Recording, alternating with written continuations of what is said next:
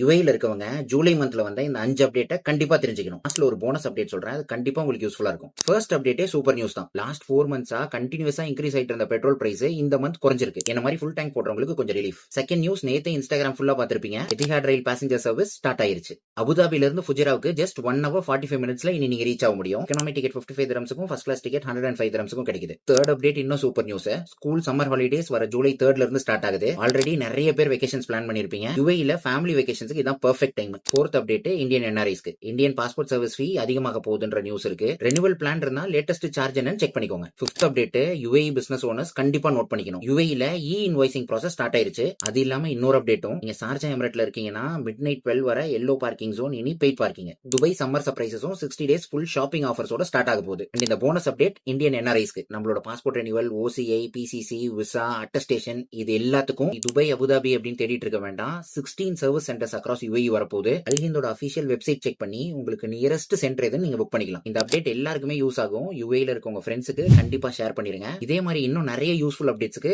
என்னோட அக்கௌண்ட்டை ஃபாலோ பண்ணி வச்சுக்கோங்க.